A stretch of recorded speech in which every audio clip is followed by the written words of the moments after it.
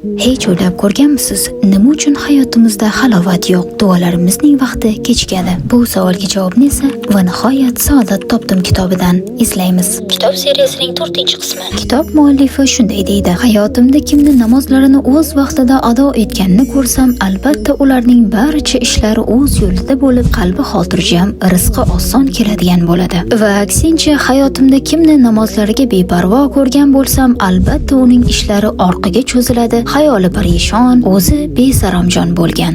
Agar bilsangiz, Nabiy sollallohu alayhi va sallamning baxtiyorlik sababi ham namoz bo'lgan aslida. G'amga botsalar, ey Bilol, bizni namoz ila rohatlantir der edilar. Bu bilan shuni anglashimiz kerakki, o'z vaqtida qilingan namoz sizning uydagi barakangiz va mol-ko'l rizqingiz sababchisi bo'ladi. Shunda Alloh taolo duolaringiz vaqtini qisqartiradi va sizning mushkullaringizni oson qiladi. Video manfaatli bo'lgan bo'lsa, obuna bo'lishni unutmang. Ma'asalama.